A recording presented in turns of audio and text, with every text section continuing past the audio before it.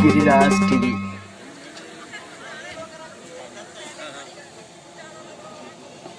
Radhe Radhe everyone there. Welcome to Shivratri.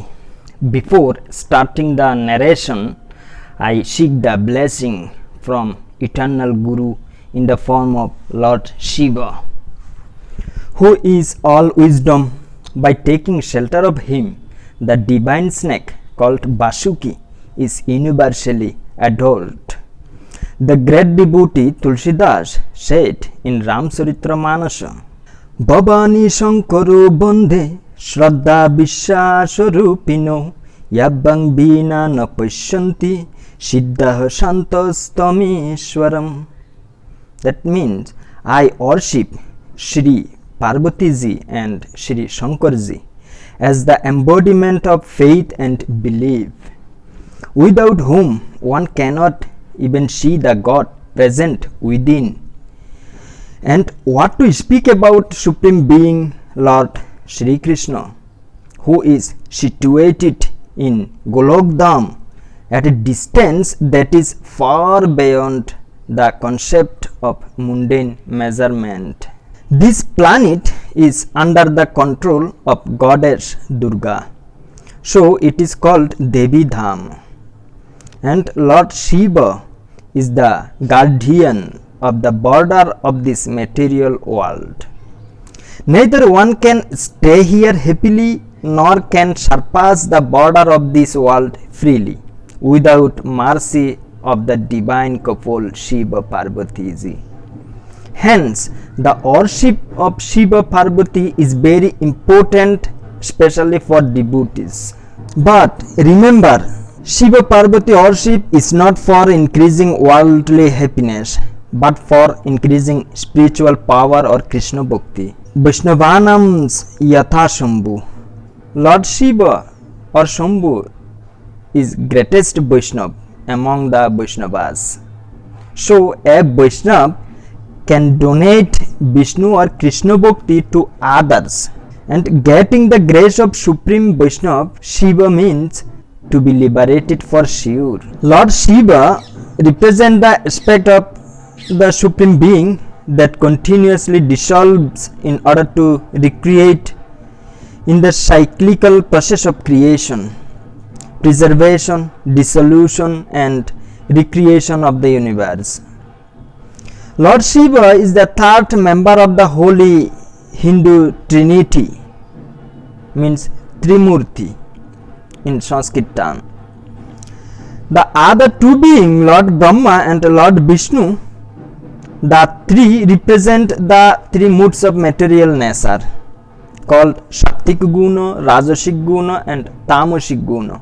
Sattvic Guna means mood of goodness.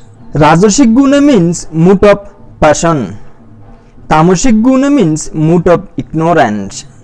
Lord Brahma represents the Rajasic Guna of action and creation. Lord Vishnu represents the Sattvic Guna of maintaining and nurturing.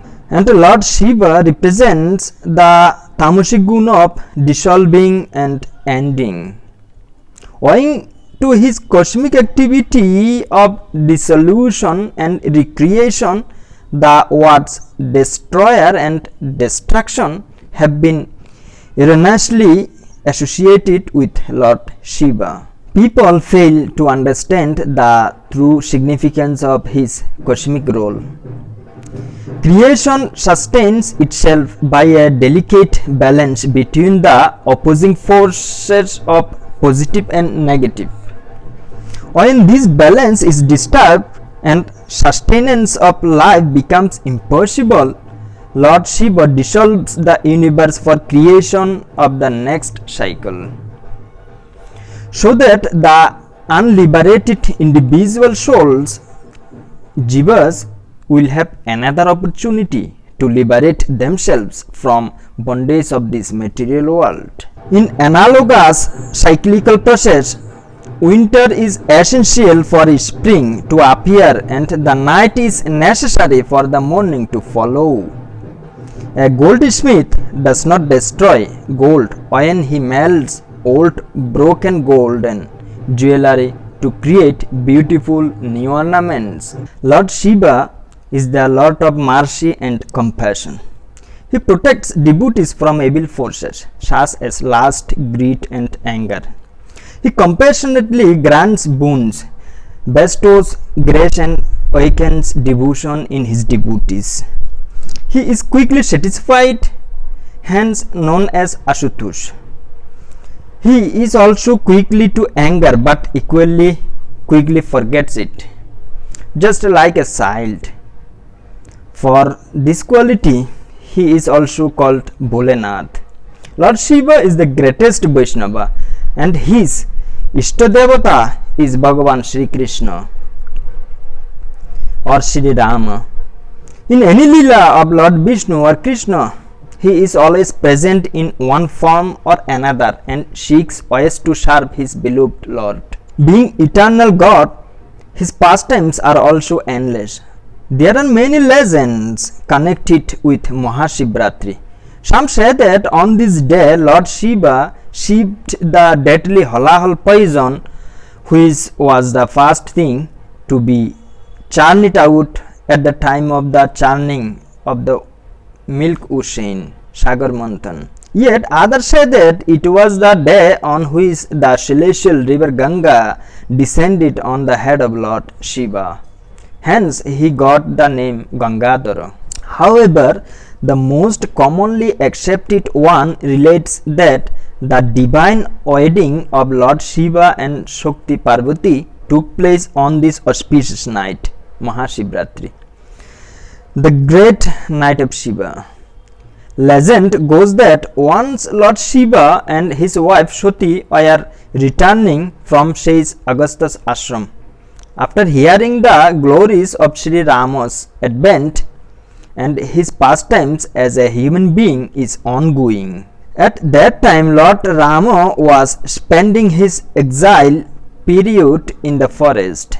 Desirous to witness the Lord's Leela, Devi Shoti asked her husband to take her where Lord Sri Rama was present. The all-knowing Mahadev advised Shoti against it, saying the Lord's Maya is inscrutable and the outcome of interfering in his Leela would not be good. Shoti insisted and promised that she would not intervene in any way. On reaching near Rama's cottage, Lord Shiva saw a disconsolate Rama, lamenting and weeping desperately, searching for his wife Sita, who had just been kidnapped by Ravana, the king of Lanka. Beholding the Lord's divine play, Lord Shiva bowed his head in reverence to Lord Rama. Devi Shoti was surprised by Lord Shiva's reverential attitude and inquired why he was paying obeisance to a mere mortal human. Shiva informed Shoti that Sri Rama was none other than the Supreme Parabrahma Sri Hari and his Aradhya Bhagavan or worshipful Lord. Shoti, however, was not convinced and wondered how this man lamenting for his wife could be an avatar of Lord Vishnu. She told Lord Shiva that she would like to taste. Lord Mahadev warned her that it would lead to no good and advised her not to persist. However, impelled by providence, Shoti Mata decided to go ahead and play a little trick. Assuming a form of Sita, Devi Shoti appeared before Rama. Lord Rama immediately recognized the true identity of the goddess and saluting her and asked, Devi, why are you alone here? Where is Lord Shiva? At this, Shoti realized the truth about Rama and quickly disappeared. But the damage had been done. Lord Shiva, who regarded Sri Rama as his worshipful Lord and Devi Sita as his mother. Now Shiva could not accept Shoti as his spouse, since he had seen Shoti in the form of Bhagavati Sita. He could not bring himself to associate with her as a husband anymore.